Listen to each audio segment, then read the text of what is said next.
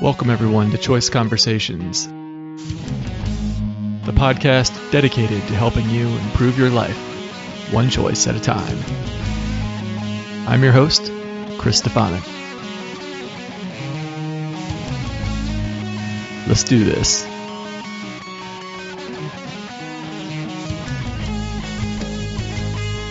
Hey, gang. Today I've got, returning to the show, Drew Sample from the Sample Hour. He's going to talk to us about quitting the rat race. We're going to hear how he combines strong people skills and networking with out-of-the-box thinking to come up with creative solutions that gave him a cash flow positive business. He was able to keep his expenses really low, and it was relatively easy for him to have the cash coming in exceeding the cash going out, because these creative solutions that he was able to implement. So it's pretty interesting. Check it out. All right, yeah. So let's talk about escaping the rat race. Let's talk about escaping the rat race for sure. Yeah. So this is something that a topic I find fascinating. I find it uplifting, motivational. Anytime people can get out, and there's multiple ways to do it. So I like to get into the nuts and bolts as well, just because it's good to know what your options are. Because I don't know what people think their options are to get out of the rat race, or why they can't. But look at how you did it, and then we can dissect that a little bit. But I guess before we start in with that, why don't you just take us back in time a little and tell us about what your situation was before you escaped the rat race? So that's a great question. So I'd kind of I feel like I've been trying to escape the rat race since I was 22.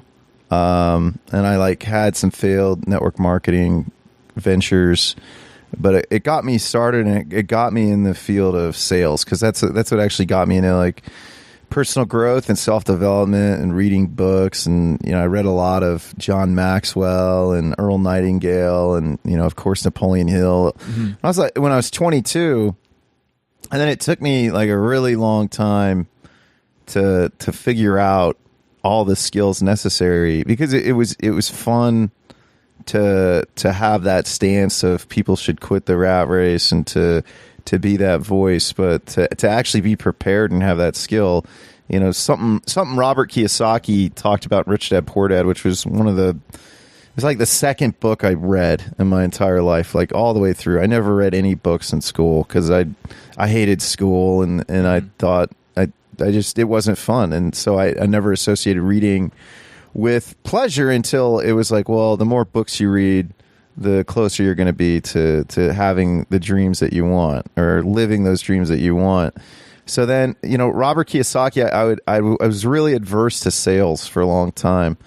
And, Robert Kiyosaki said, the most important skill you can learn is to learn to sell. And he talked about before he got started in sales, or as Rich Dad and everything else, in his real estate business, it was, he was selling Xerox printers before anybody had fax machines or anything like that. He was he was a salesperson that pioneered that technology. And he learned to sell with that. And so I remember I was trying to get a job initially after reading that book in the banking industry to kind of learn about banking more. And thankfully that didn't happen. And I needed a new cell phone. This guy offered me a job to sell phones at the kiosk because he said I could save a lot of money on my bill, because I needed a job, and I was trying to I was trying to do this network marketing business, and I was ringing up my parents' phone bill, and it was kind of giving the ultimatum. Well, you can quit that business, or you can get your own cell phone bill, and it backfired. Much to my mom's chagrin, and I got that cell phone, and then I got that job.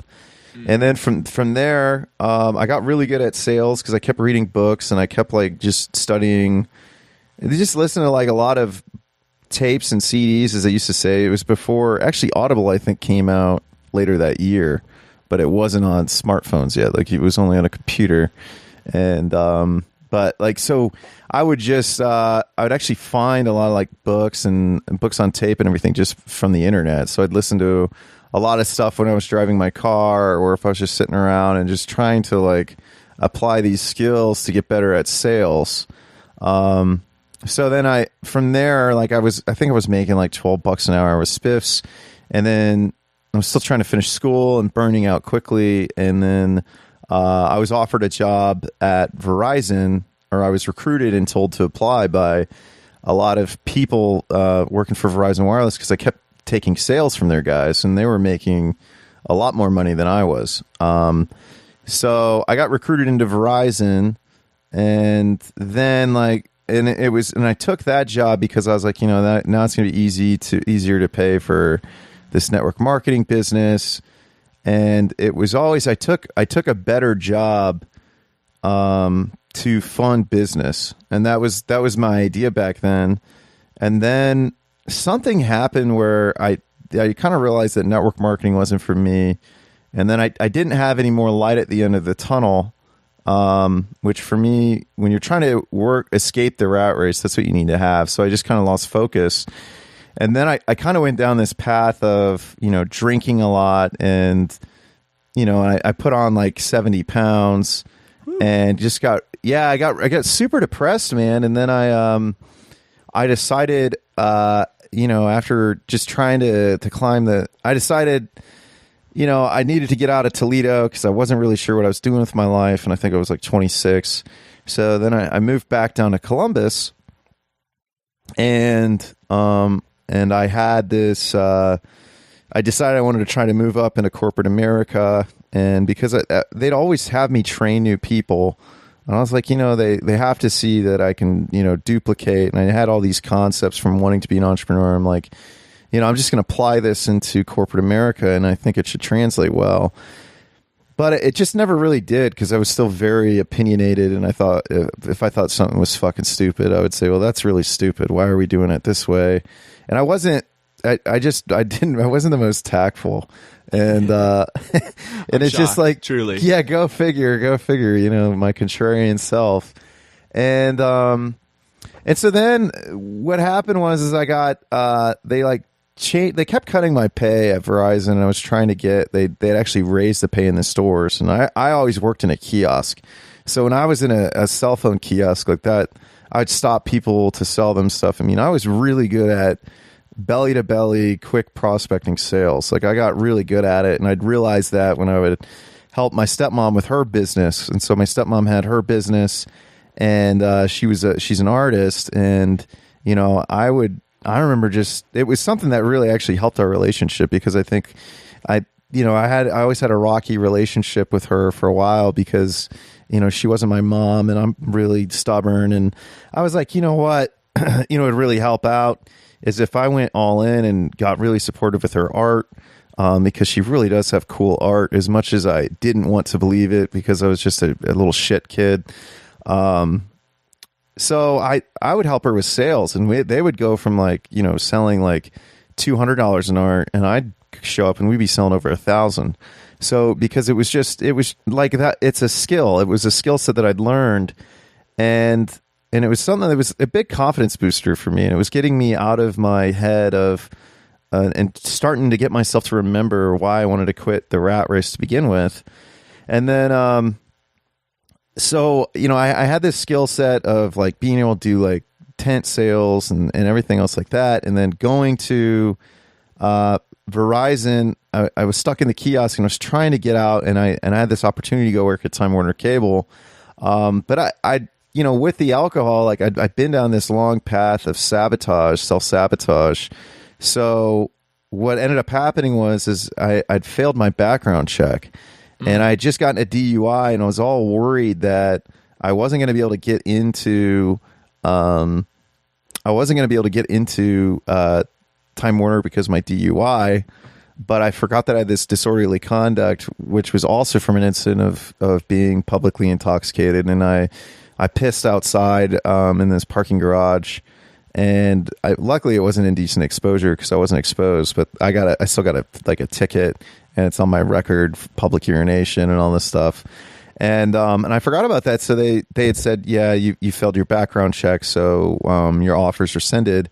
and I just kind of quit my job. Like I had it out with my boss, who was this asshole cokehead, and so then I don't have a job, and I'm kind of freaking out. I'm like, what am I gonna do? And then I kind of had this like memory of, this is what you always wanted.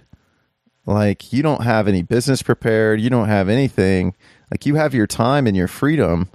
And so, you just don't have anything in place to make money. Like, you have nothing to replace your income. You have no backup businesses or anything. So I ended up cashing out my 401k and I started my podcast. And then from there, like I was working out a lot of stuff, like trying to figure out why, working on myself a lot too, especially after I got that DUI and then the public urination did. So I started, getting into why I was coping with alcohol or eating, and just really kind of going through my coping mechanisms. Because there was like some huge disconnect. It went from me being, this 22-year-old kid who's reading a bunch of books and trying to better himself and wants to be this entrepreneur, to being, stuck because this company kind of owned me, because I was making $60,000 a year when I was like 23, and didn't, and I was living in Toledo, Ohio, which the expenses aren't high. So, I was making really good money, and I just didn't have the discipline, or I wanted to party instead of, actually buckle down and figure something out. But it was like I was more interested in having that moral superiority of saying I'm an entrepreneur, or someday I'm not going to work for somebody else, or you're just a slave when you have a job. Like I knew this and I believe this, but I wasn't acting on it. So through the podcast and kind of like through this venture of diving deep in liberty, we had started, I just kind of started trying to surround myself with other liberty-minded people, and especially like entrepreneur type people.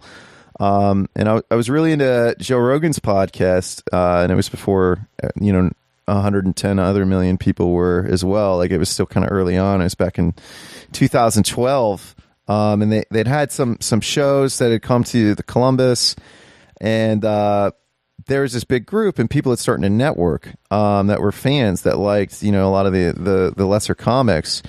So, one thing I decided I wanted to do along with the podcast was try to have like a backup business, was to try to have this business to go. And so we started, and the tricky thing was I still didn't have my license, and I couldn't really afford to get my license. So I'd end up, getting another job, but it was just so I could, pay my bills. So I'm just trying to figure out ways that I can pay my bills, because I just figured out, well, if I can get my bills low, then I can just live enough. And I was planning on just really trying to figure out how I could stay in that. So we started like promoting comedy shows throughout like 2013, and a lot of stuff like my one buddy was going to Toronto, and I was helping promote the shows from here, and we kept putting on these comedy shows in Toronto.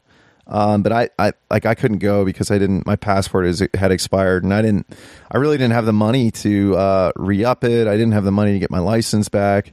So it's kind of like in this weird dead state, but I just kept, building myself with, via the podcast, having interviews, gaining more confidence, going down like the path of liberty. And then in the fall of like 2013, the guy who had originally hired me on at Time Warner said, "Hey, once this hiring freezes up, I want to hire you back." And I didn't have like a lot of, because at the time I was a door guy. I was only working like 4 days a week. I was a Samsung rep. I decided to go back to school for a little bit to figure stuff out and see if I thought I maybe wanted to be a journalist and start a journalism company, because I really liked the podcast. And I was just figuring a lot of things out and investing a lot of energy into myself in a very positive way. And then, the podcast kept changing, and it went from us just getting drunk and being idiots to like really kind of diving deep into myself and looking for answers and finding other like anarchists like yourself. And I remember that summer was when I found your show, because I was my buddy Mick Guzman. He used to have a show called The Postal Poet. We were all kind of diving deep into the Trivium Method. Him, my buddy Will, and I.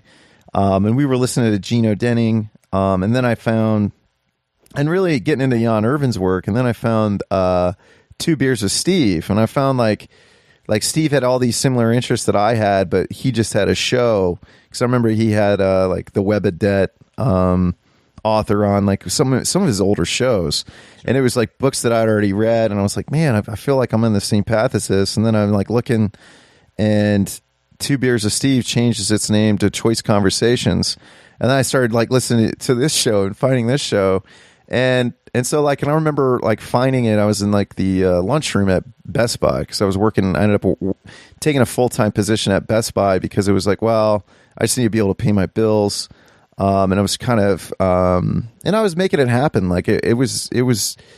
I kind of look back on that year like it was a really tough year, but it really helped me build myself up.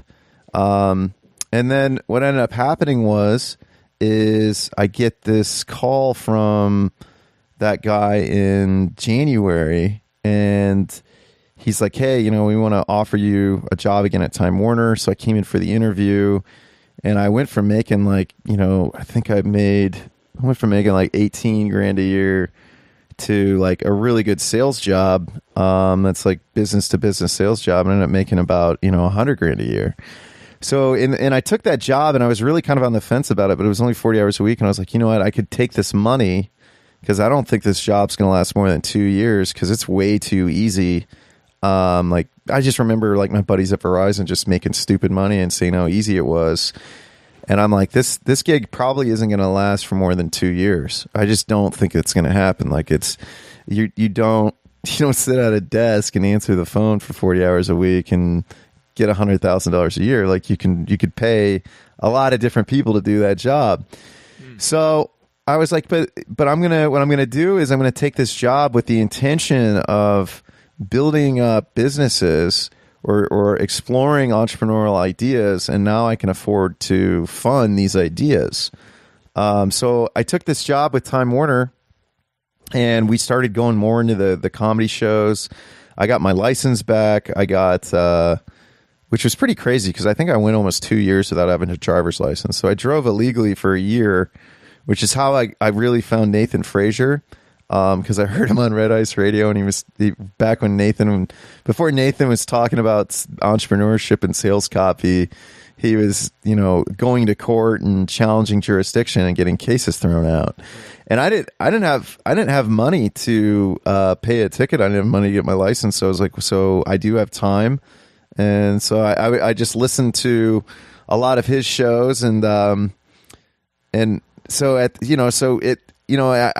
finally have my license back. We have this big show coming up in Toronto, and it's going to be the first time I'd actually go up there, which had been like this dream of mine in this time when I was broke, was to get up there and put on these shows.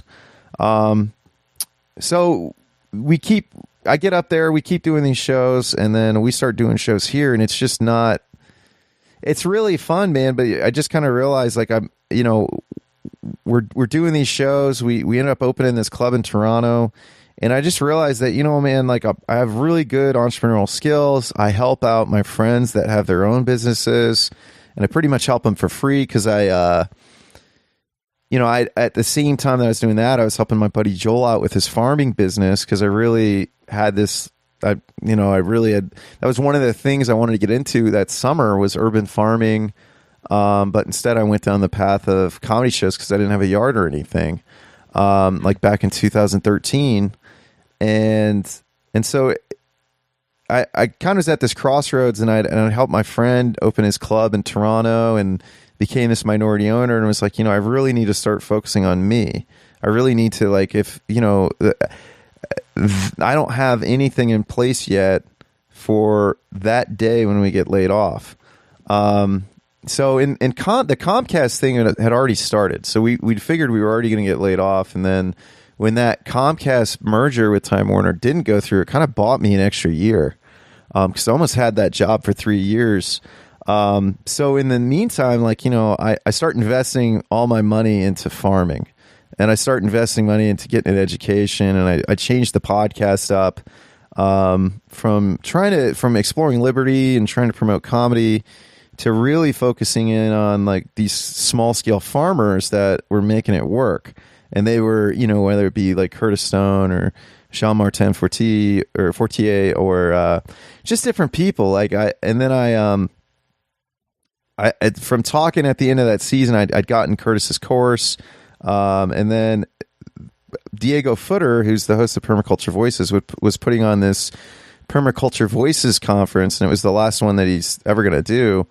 And so I got there, and I had this like chance to go network. So first I went to LA, and I hung out with my friend Dean Del Rey, who's a comic, and actually like Red Band had wanted me to stay up there and come to these shows and it was kind of like I had this weird crossroad to where, okay, I could go to LA and I could go to the show and I could meet like Bill Burr and probably meet Joe Rogan and all these people, or I could go down to San Diego, drive down the highway as planned, and focus on this because I think this is where my real opportunity lies. So I made the decision, like I hung out with Dean, and I think I went with him to like Jay Moore's sports show, and it was kind of like this moment when I actually got out to LA and realized like all this networking I'd done, not in LA, but in like Toronto and in Columbus and all these comedy shows, when people would come, these comics would come near me, I didn't realize like kind of like how much I'd built up credibility wise with these people, and like just by being like a regular person. And it was this kind of like eye-opening moment for me of like my networking skills that I hadn't really thought of, and I hadn't really given myself credit for, or like what my role was of like being a community builder, or being a person that wants to help build a community. And I'm a lot better at it in person. I think online, I don't know, Chris, I tend to turn into an asshole and I start trolling because people piss me off, and it's easier. There's not a human thing. Like in person, I'm not going to, you know, I'm going to listen to you. I'll probably interrupt you a bunch of times just because I'm excited to talk to you, but then I try to tie it back into what you were just talking about. So yeah, man. So then, you know, I'm in San Diego, and there's all these people that are just doing it. Like I interviewed this guy, Neil Spackman, who's greening the desert. I interviewed another farmer who does microgreens, my buddy Chris Throw, and just networked, like really got in there and networked, and kind of would work rooms and get to know everyone, and made sure there's always like a party going on, and, you know, making sure people are having fun, like trying to make people feel comfortable. And so from there, we leave the conference, and then me and Scott Hebert decide that we were accountability partners in this course, and we're going to turn it into a podcast and try to map out our first season. And then, so from there, like I'm trying to run this business, part-time farming, and I'm working still, you know, away from my home 50 hours a week, including lunch. And man, that just really wore me out. So my first season of farming, like you've been in my spot. It's just a 15th of an acre. Mm-hmm. And I'm trying to put infrastructure up, and it's like I'm half-assing a lot of stuff because I can only give less than half my time, and I don't even realize that I'm half-assing it. Mm-hmm. And so, but I was making money, and it was like I had opportunities to make money with that business, and I just burned out hard and realized if I had my time fully focused on farming, or that was my number one source of income, like I could have made a lot more money, and I could have made it work a lot better. And it was kind of like this light at the end of the tunnel. Now, the only thing that kind of, for me, that wasn't really working was I wasn't very good at the time with having my finances saved. Like I was putting all my money into that business, and I didn't have any accounting systems. I didn't have a lot of stuff, which I figured out now this year, which is just less than a year later. but I mean, so one thing for me was, and I lost sight of the fact that I started doing that business to have an incubator, to have it as a back burner. And I'd burned out, Chris. I thought I wanted to move to my buddy's property, and I was going to move out of my house, and I was just going to try to force a situation. And, thankfully, because I've been surrounding myself with such good friends that are, more liberty leaning and were either already self-employed or think similar like-minded, I had enough people to kind of talk me out of it and say, hey, whoa, what are you doing? And so the season's over. I'm really burned out, and I keep having these conversations with people about, like, how can I quit my job? Like, how can I justify walking away from, $100,000 a year? Like, it's when a company pays you $100,000 a year, they really do kind of own you, especially if you're working 40 hours or less. Like, when I re-look at it, if I wasn't so headstrong or I wasn't so focused on quitting, I think it'd be good to have a part-time business. But I kind of revisit this question a lot, Chris, and you and I talked about it. Is it really worth quitting the rat race if you can dictate your own schedule, and you have somebody else that handles all the other responsibilities and they pay you very well? And you can work from home, kind of like your situation. And so I think everybody's situation is different. I mean, if you can get a good gig where you don't have people telling you what to do all the time and you have a lot of freedom in that job, I don't think it's a bad idea to stay there. I don't think it is. And a part of me was so committed to, because I had to prove to myself that I could do this and I could pay my bills with my own business or my own efforts without an employer. I think that's why I'm so headstrong about it. But speeding up to my story, man, and I hope this is all making sense and I'm making myself clear, because I've just been kind of rattling away here. So I keep having these conversations, like Greg Burns and we keep having this conversation. We keep having this conversation about, can I quit? Can I do this? And Greg keeps saying, Drew, you're making a lot of money. I don't know if that's a good idea. Like, you are making really good money. My dad would say the same thing. And Greg was just, kind of saying, like, do you think you can do this? Do you think you're ready to do this? I mean, that's up to you. And then I was talking to my buddy Eric, who used to own my house, and he goes, dude, you're going to get laid off. I mean, they can pay somebody $13 an hour to do what you guys are doing. I mean, you're making way too much money there. And so Eric and I have this conversation. We're actually pre-gaming. We're like tailgating at this OSU game. The next day, we go and inoculate mushroom logs at this Ohio GSD event. Monday, we come in, and at this point at the office, like because I would always hit my numbers, and I had a great boss. Like, I had a really good bad situation, which is the best way I like to describe it. But I was wearing flannel shirts with my dress pants, because the dress code said business casual with a collared shirt. So I just wear flannel shirts all the time because it was getting colder. Mm-hmm. And my boss makes a point of saying on Monday, it was like November 1st, the bigwigs from Charter are coming in, make sure you don't wear that flannel. So we come in the next day, and I wore a flannel just as a jacket because it was cold, and I had a shirt on underneath. And something's really weird. Like they say, we had this thing, a queue, and basically people would just call a number and we would answer it and sell. They're like, don't log into the queue, just clock in. We were having a meeting, and there's a lot of HR people around, and my buddy Steve is just like, hey, we're getting laid off today. And I'm like, what do you mean? He's like, oh, this is like my fourth time going through it. Because Steve, he's older.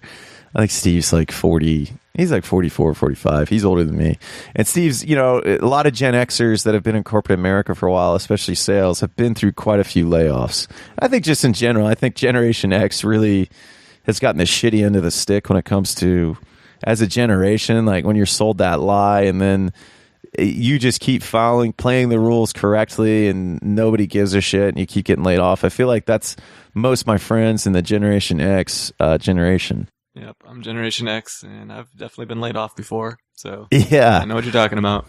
Absolutely, and I think a lot of like as like an older millennial or young Gen X, like I'm in that in between range.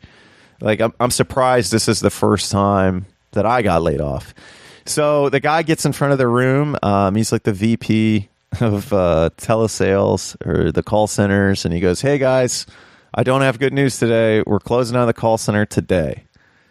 And I had this like weird feeling of fear that but then it was like I couldn't escape it, even though like I'd been spending the last 3 years preparing for this moment again, like knowing that someday I'm not going to have this job. Like I knew I was going to get laid off eventually. I just knew it. There was no way we were going to keep making that money. I mean, I had a lot of fun at that job. Like I made good money, and I wasn't the most responsible person. Like I'd go on lunch, and me and my buddy would have beers, especially during the winter season when it was slow. We'd get a little drunk and go back to work, and nobody would say shit to us. So we'd still like make money and all this stuff. So anyways, it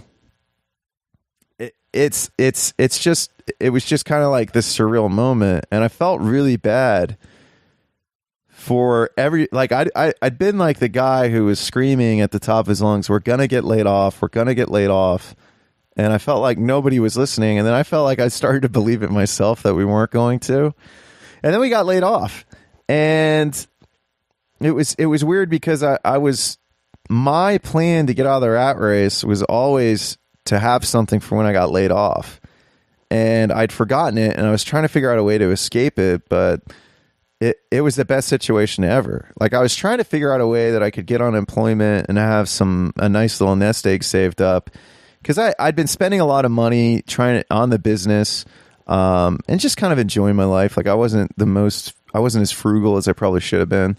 But I like to travel a lot, and I just always knew I could make money. So I wasn't the best saver when I had that job. Well, I saved money, but it was like I wasn't like a lot. Like I wasn't an aggressive saver, right? And so we ended up getting a severance package. I ended up like it was a pretty good severance package, and then I got full unemployment too, and then it just was So my transition, oddly enough, Chris, was. It was like my transition was kind of planned on getting laid off and having something in place for when I got laid off. But then even then, like there was still a lot of psychological stuff I had to deal with. And it was like, luckily it was the winter time, the season was over.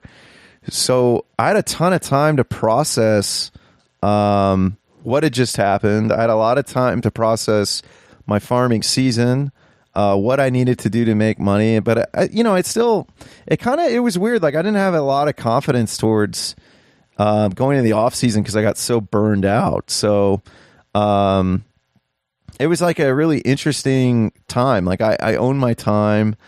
I had places I could travel to for cheap, and kind of like I went to Florida quite a bit. And I just started something that I knew I needed to do, because I hadn't filed for my taxes in like 5 years.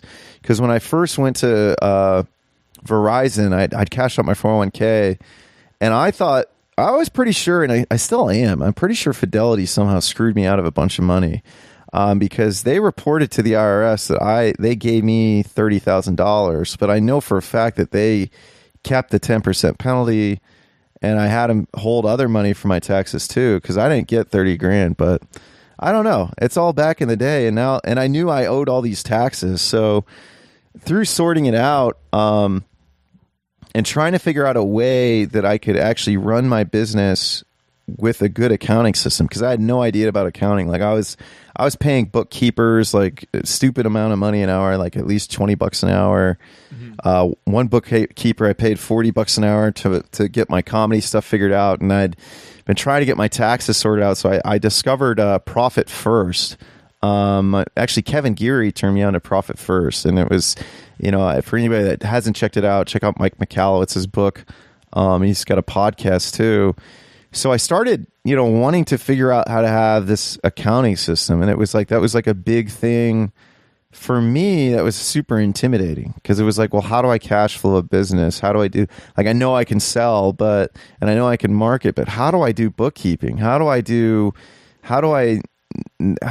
that, it's weird. Like when people start business, they think that it means that they can consume and they can just write off all their consumption, which in a way you can, but people just get stupid about it. Like people will spend, $30 to save $10 or something weird like that. And it doesn't make sense. You're still at a net loss. And so I started reading Mike's books, and I started just really going into reading these books. And I started focusing on, I really enjoyed myself too. I mean, I spent a lot of time with family. I started spending time with my grandparents who I hadn't spent time with in a while. I think I was gone for like the whole month of, like from like mid-December till the end of January. I wasn't even at my home. Like I was just traveling, and I was just spending a lot of time like working things out in my brain and figuring out, getting this confidence. Like, can I do this? Like, can I really do this on my own? Can I really not go back and get another job? Can I really bet on myself? Because that was like the scariest thing for me, man, was can I bet on myself? I feel like I just keep talking, man. Do you have any questions or anything, Chris? I'm sorry. Am I making myself clear? Well, first of all, you win the award for the longest backstory, the longest journey to get in. So I often start off podcasts by saying, tell us how you got here. Tell us your journey, or, set the stage. And people are like, oh man, we could spend the whole show on that. And I'm like, hey, that's fine. Someday somebody's going to take me up on that. Do your best, And it's usually like 5 minutes tops, right? So no, I definitely just went for about 30 minutes, 34 minutes on it. And I hope I made myself clear for the listeners and told a good story. But that kind of gets me to where I am now. But keep going. I'm sorry. Right. So what I was going to say is that the question to me is, are you cash flow positive? Is the money coming in covering the money that has to go out for your business? And I guess what would you say has been your strategy to make it happen, right? So there are multiple ways to get financial freedom.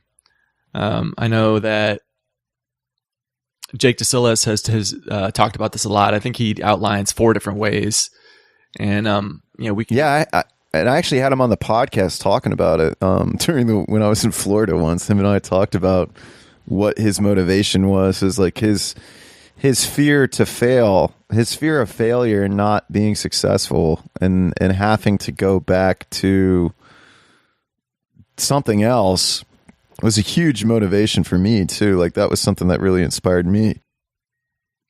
I don't know. I'm sorry I interrupted you, Chris. That's a Drew move. No. So I guess it sounds to me like, what you've done, you've created your own business, this urban farming business. Mm-hmm. And it's not making a ton of money. You don't have like a big factory farm, right? You've got a little 15th of an acre, but you're able to be cash flow positive because you've really made some efforts to keep your costs down, right? So absolutely your cost of living, your cost for your business, all these things are really low. You're not paying like high dollar accountants and things of that nature. You're finding tools online that, basically outsourcing these jobs to software, right? To that otherwise, absolutely. People used to, when you started a business, you'd have all this money for secretaries and accountants and lawyers and all this stuff. And right now there's websites and software that could basically, for just a small fraction of the cost, give you all of that kind of stuff, right? So is that what you would say you really, your key has been, to put it in your words, not being stupid with your expenses, and just yeah. It was interesting too, and something I didn't bring up, and we talked about a little bit when you came here, was my conversation with Javin. Like I was in Javin's course in the middle of getting laid off, and I was just going over like how he's Canadian, so he says funny things, like how I could reduce my burn rate is what he called it. So I got laid off, and one of my biggest expenses was my mortgage, or was my rent, because I was paying like $600 a month. And for some reason, I never thought I could own a house. And even like people told me I should buy a house when I worked at Time Warner. And I didn't feel like I had secure income because somebody else was in charge of it. So I never thought comfortable enough to like start a family or get a serious girlfriend or, to buy a house. And so what happened is one of the guys I'd met at Permaculture Voices was this badass dude who had a lot the size of mine, was doing all this cool permaculture stuff. So and for anybody that's not familiar with permaculture, if you check out my podcast, there's a lot of good links. I mean, I check out Jeff Lawton, but there's a really good, if you go to if you just Google search Jeff Lawton, Eric Tonesmeyer, you can see, this guy, Eric Tonesmeyer, wrote this book, Paradise Lot, and he's got all these edible perennial plants in, I think he's in one of those weird East Coast, one of those weird New England states. But this guy that I met from Connecticut had, he'd taken a Jeff Lawton PDC, which is just a permaculture design certification. And he was training a lot with Eric Tonesmeyer. Like he was helping out in his property and talking to Eric about his approach. And, Rich had actually audited this Eric's agroforestry course at Yale.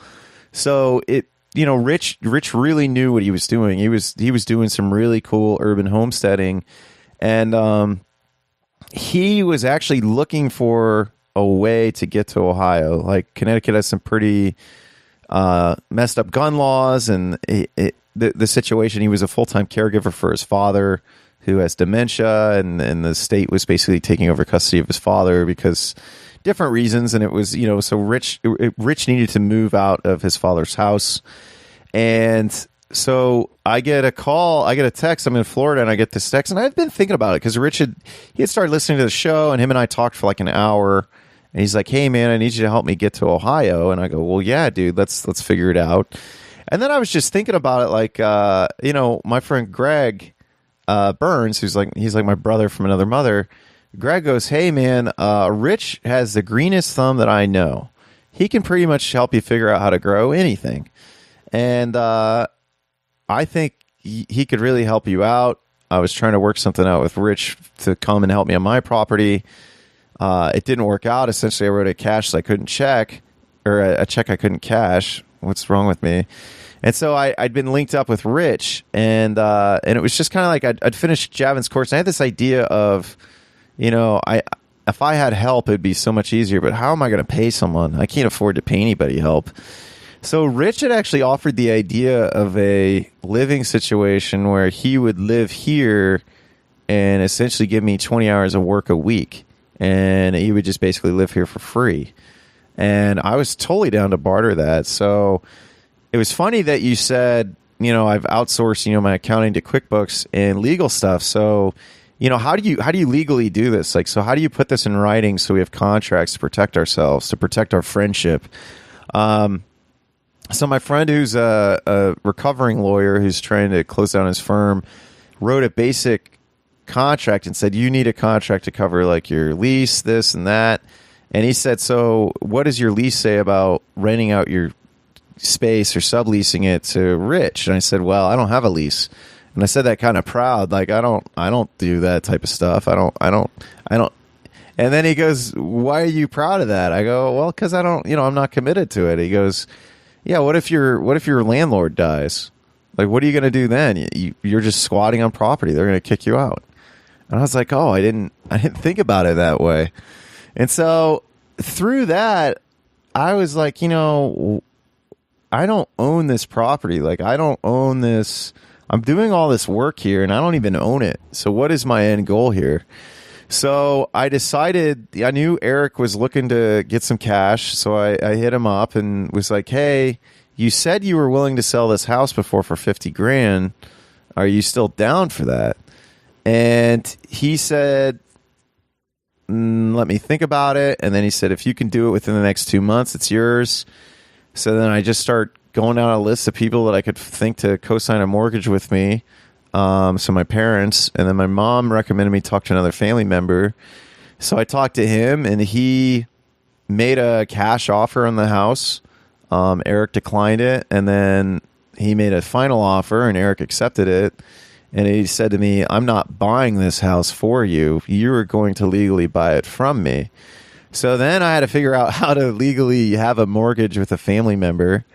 And Rich had actually said that you could do it. So now I have like a legal mortgage. It took my rent from $600 a month to a mortgage of $310 a month. So I reduced expenses quite a bit. At the same time, I'm trading this now property that I own. I'm trading space in it for labor, for highly skilled labor. I would not be where I am if I didn't have Rich living with me. I wouldn't be as successful if I didn't have Rich here. I couldn't just focus on sales. I couldn't just focus on networking with restaurants like I am now to sell microgreens and other produce if I didn't have Rich here. So it's just really weird when I took the time to plan things out in between seasons. And I didn't get started as fast as I did with cash flow. And a lot of that had to do with unemployment. But I mean, I just started talking, Chris, and I hope I answered your question. So I'm just doing some math here. So this is like a pretty genius move that you got this property. So right now you're paying $300 a month for your mortgage. Is that right? Or something close to that. $310.49. $310.49. So we're looking at 52 weeks. 52 weeks times 20 hours is 1,000 hours and 40 hours a week. Or, I'm sorry, 1,000 hours and 40 for a year. Divide that by 12. You're looking at 86.67 hours a week. I'm sorry, hours a month.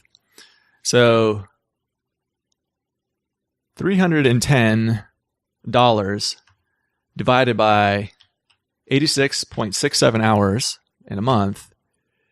So you're getting labor right now at basically this $310 a month. You're getting labor.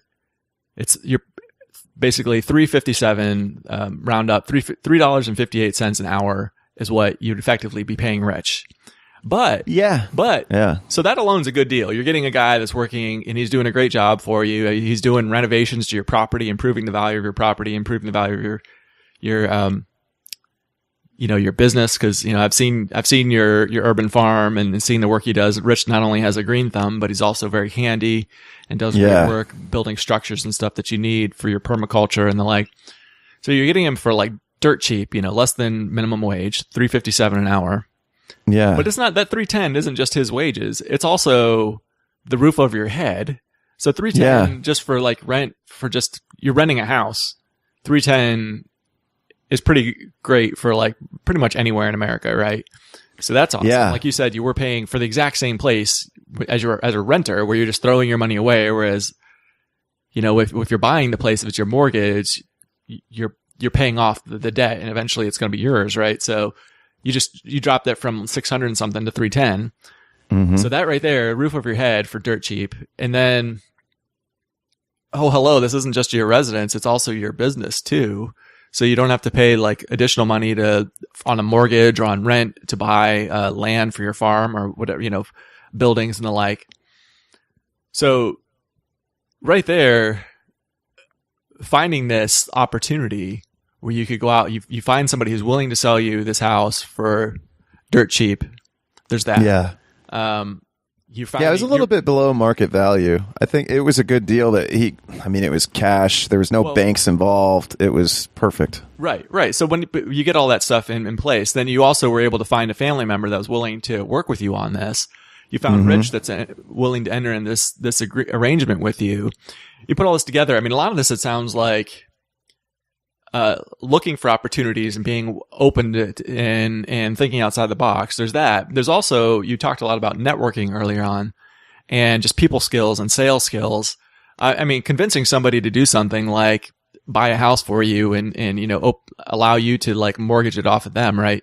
I mean, that's, you're selling to them, right? You're selling them on that idea of, hey, buy this house for me. All of this, convincing somebody of anything is selling, right? So it didn't take much convincing. I mean, it was like basically Rich came up with the initial idea. I made an offer to work something out so he could live here and we could work something out. And he recommended that. And he puts in more than 20 hours a week. I mean, easy. So I try to tell him to work less. Yeah. So the numbers are just getting better when you tell me stuff like this. So yeah, I'm sure if you sucked at selling and didn't have people skills, like, none of this would have happened. None of this would have happened. Right. And it's your networking, it's your people skills, it's your selling, and being open to new ideas and being very conscious of that, of your budget and the bottom line, and to keep your expenses really low. I mean, one of the ways towards leaving the rat race is like one of them is called extreme savings. Now, this isn't exactly extreme savings. Extreme savings is where you get your expenses dirt cheap and you're putting away like, I don't know, 60, 70, 80% of what you make into savings, and then you keep your expenses dirt cheap. And it's like, it really doesn't take that long, where like, I think it's like 10 years of putting away 80% of what you make. Yeah. It's something like that. And you're able to then quit and just live off the savings as long as you keep your expenses really low. So, it's one of these things where like right now I've got a job, but I'm getting paid really, really well. And I'm putting a fair amount away. I'm not putting 80% away, but I'm living really well, living a nice, upper middle class lifestyle, doing a lot of traveling. But you're still really frugal, man. I mean, we hung out and we were both like, this is supposedly the best restaurant in BG, but we think it's expensive, and I seriously doubt the quality. So we're like, let's go to this lower one instead. I mean, we just had it, and it was happy hour. Yeah, and we're like, perfect. We could just have these cheap appetizers for for a fraction of the cost. And at any rate, but I mean, we're frugal, and I'm, as far as you look, maybe from a percentage standpoint, I'm not putting away like anything close to what you would qualify as an extreme saver, right? But as far as like the dollar amount of what I'm putting away, I'm saving a lot more than what the vast majority of Americans are saving, right? And so to get to my point, I was just looking at how much me and my wife had put away, because me and my wife have been talking about early retirement. We're both in our, closer to 40 than we are 50, right? And we were talking about early retirement. I'm like, honey, we can retire right now if we just cut expenses. I mean, easily. So, what would that look like? It would be, in America, it would be like getting a trailer, maybe, or finding looking around for an opportunity like you have, where you can get a house dirt cheap, buying it with cash, kind of thing. But also there's other, like going abroad, we wouldn't really even have to necessarily lower our standard of living, or even in some cases, in some ways that you would measure it, raise our standard of living by going somewhere where it's just really cheap. And, having access to like, walk to the beach and things like that, where we don't have right here in Cary, North Carolina. So we could, right now, if we just cut our expenses, that's like one method to financial freedom, right? Is just saving up money and cutting expenses, or in your case, cutting expenses and having a business where you figured out how to keep the expenses for that business really low, doing some really innovative stuff. And then it doesn't take that much money then, that where your bills are paid and you've got your financial freedom, right? You're now in control of your time. Yeah. The work you're doing is all for yourself.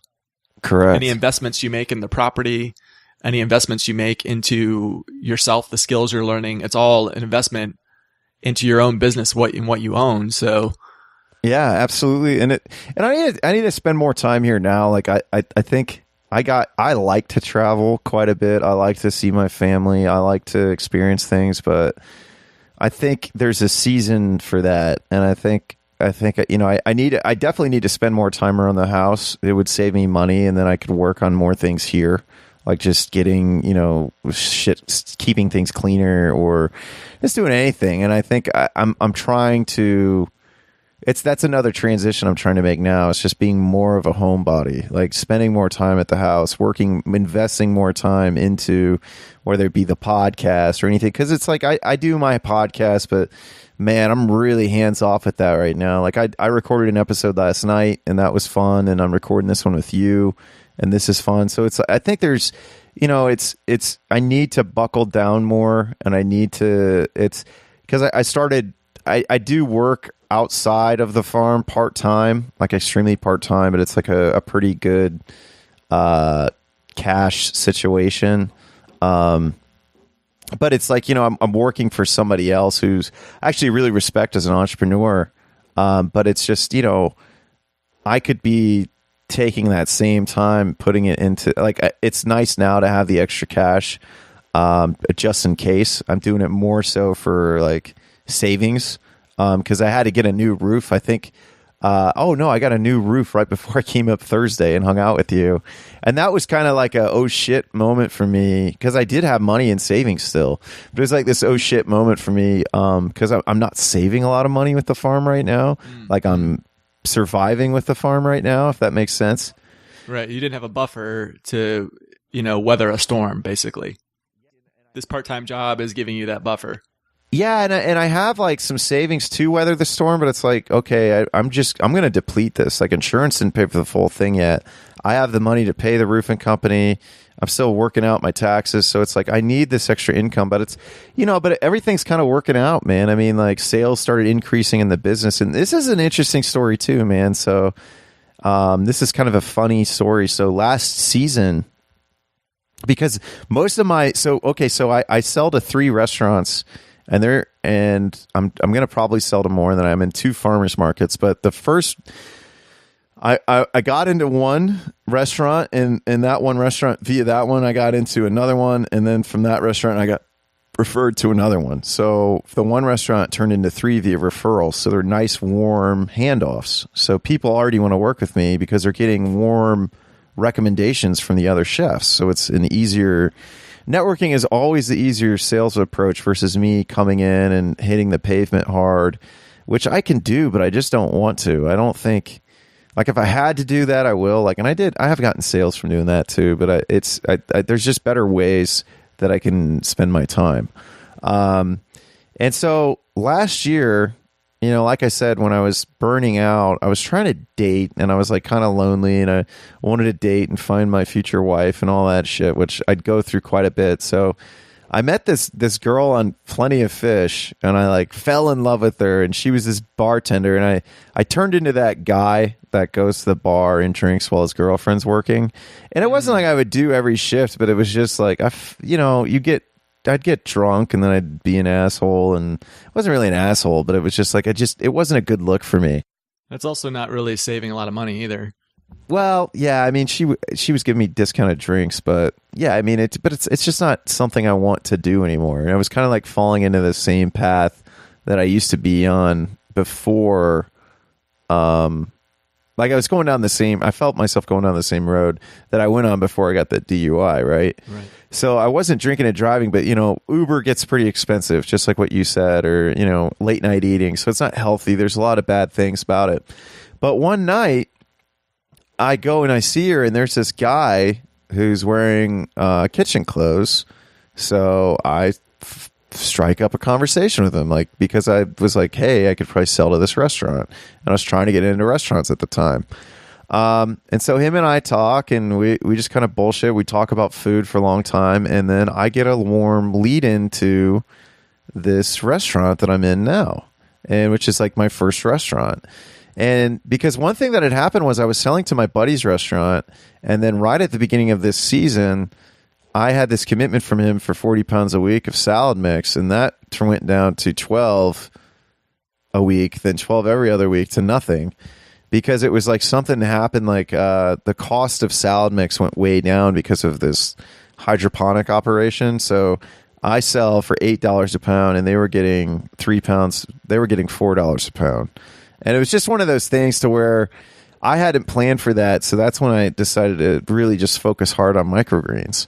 And so I had got into this restaurant, and this guy makes this introduction. It goes well. They love my microgreens. This is last year. They place an order, they pay me, and that's it. Like, I don't hear anything else from them for a while. And then going into the spring, I start like foraging ramps, and I sell them ramps. And then from there, it just kind of built.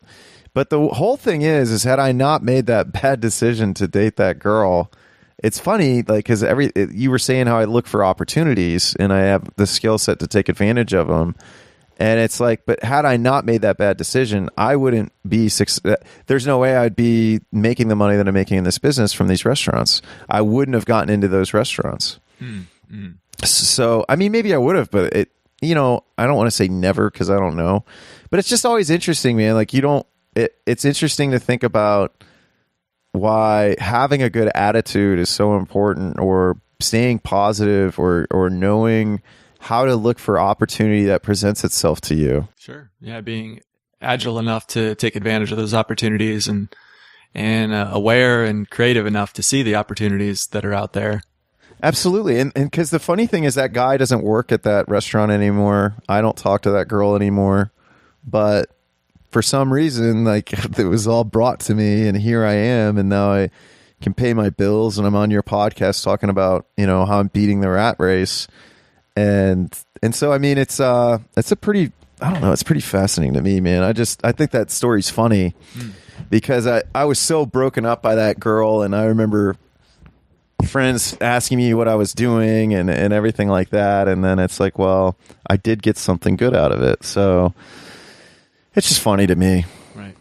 So this podcast is getting a little long in the tooth, but, before I let you go, if you would say, there's a listener out there and they're wanting to get out of their job, they're wanting to break free from the rat race, they want the personal freedom, they want to be investing in themselves rather than in some corporation that's probably just going to lay them off the next merger, right? So what kind of advice would you give? Like what's one or two things that you would recommend? Man, so I mean, all I did was I started trying to figure out how I could turn hobbies into businesses.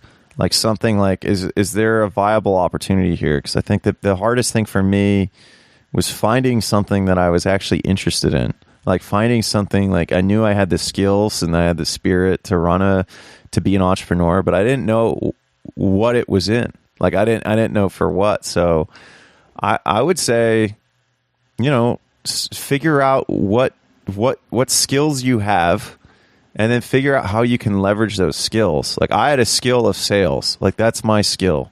To me, it wasn't hard to grow vegetables, even though people were like, you have a green thumb. I don't know how you do it. It's like, man, you put the seeds in the ground and then you water them. They want to live. So it's not, I mean, there's different techniques for microgreens. Like microgreens are a lot more difficult, but even then it's just doing it.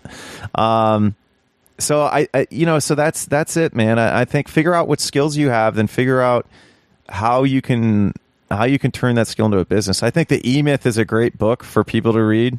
And I actually haven't really finished it, but somebody said to me, like, I have the opposite problem of that business. Like I had this entrepreneur spirit, but I didn't have like the other skills of like farming or doing the stuff that I really wanted to do. So I found somebody to do it. So figure out what resources you have, and then figure out how, like it was the opposite problem. So figure out what resources you have, and then figure out how you can leverage them. Figure out what you really need to live. And I think that's just it. I mean, like, I think for you, I mean, that's something, you're thinking about, and you have some really good ideas for yourself. And, I mean, you're a smart guy, man. I don't, you'll, hey, whatever you do, man, I know you're going to be successful in, but I think for listeners, I mean, that's it. Like figure out what you want to do, and then just start doing it. And if you suck at it, who cares? At least you tried it. I mean, to me, like the worst case scenario is I have to go get a job and probably make more money than I make now. But it's not about money for me. Like if I wanted to make money, I would go get a job. I mean, I have a really good network of friends that have good jobs now that also got laid off and are also like, hey man, if it doesn't work out, I can get you in. And that's a good feeling to have. But it's also, I don't ever want to do that. Like my motivation is to never punch a clock for anybody else. So. Right. And you were given the gift of being laid off, where I'm in that situation where I've got a job that pays me really well. I have a lot of freedom. Like I have a lot of vacation time that I can use to travel. So I get 5 weeks vacation a year plus like 12 holidays a year. And I work from home. I set my own schedule. I'm the boss. So like, and you can travel while you're working. Like you did it just recently. That's how we hung out. Right. Yeah. So it's, because I work from home, I can work from anywhere.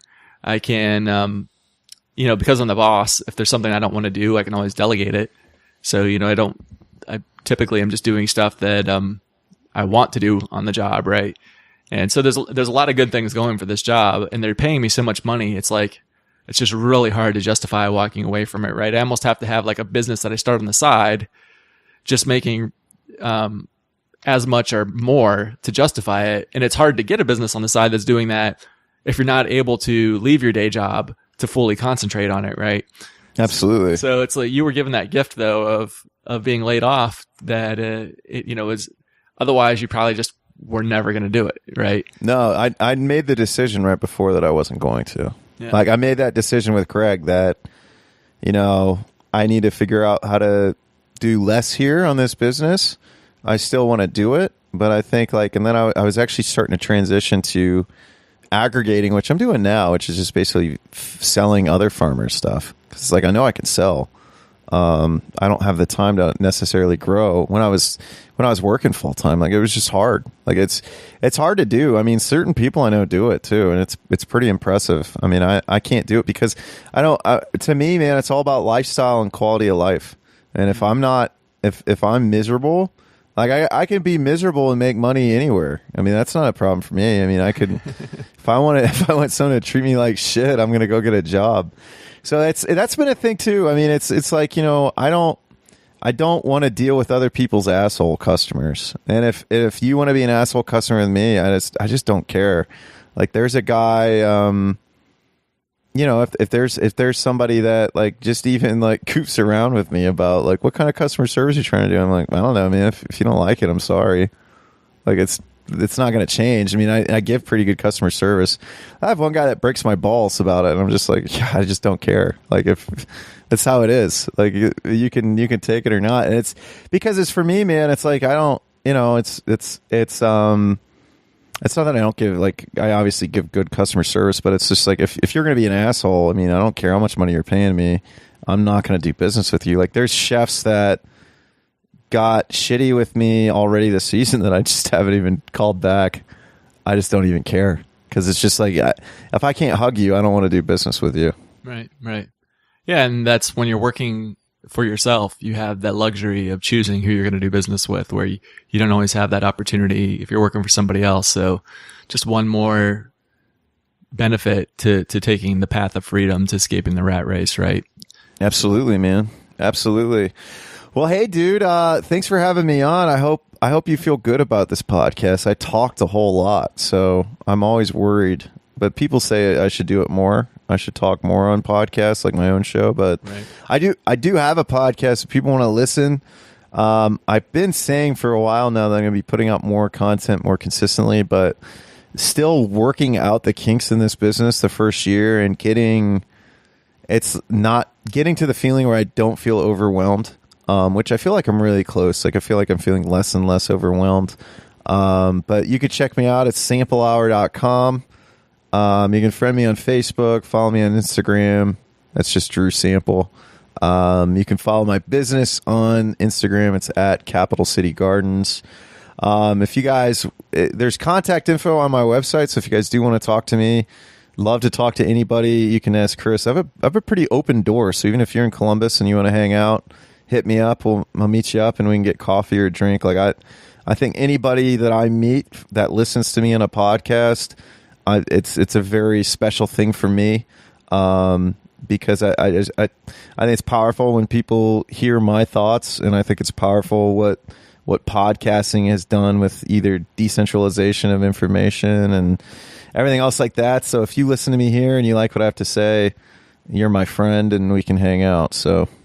Yeah, and I would just say that, even if you're not really interested in urban farming or permaculture, there's episodes like, the Sample Hour 155 where you had on Javan, and you talked about his, basically his personal development course that you took, taking more of a holistic life design approach, which is, right on theme with the things I talk about here at Choice Conversations. So there's definitely, a lot of topics that the sample hour goes into, and including personal development. So, if you like choice conversations, there's episodes like that, and I'll be sure to put a link to it in the show notes, like the one you had with Javin. I like to say it's a more lowbrow version of this show. It's like if it's some inappropriate foul-mouthed hillbilly running choice conversations. There you go. Yep. It would sound a lot like the sample hour. Nice. All right, Drew. It's been great talking to you, man. Absolutely, man. Thank you so much for having me on. All right, sir. All right. I hope you enjoyed that. Always motivational for me to listen to people who have managed to break the chains, get off that treadmill. Really intriguing path that Drew had to get there, and the solutions he found to keeping his costs low, enabling him to be cash flow positive were really unique and creative. If you'd like to help the show out, one of the best ways to do that is to go to iTunes, rate, review, subscribe. That all is very helpful. Even if you don't use iTunes, to listen to your podcast, going there and subscribing helps Choice Conversations to rank higher in the algorithm, so that when other people are searching for shows, I'll be close to the top, and that would be super awesome. All right, thank you so much for listening today. It means a lot to me. I appreciate each and every one of you. And remember, make the choice to be great.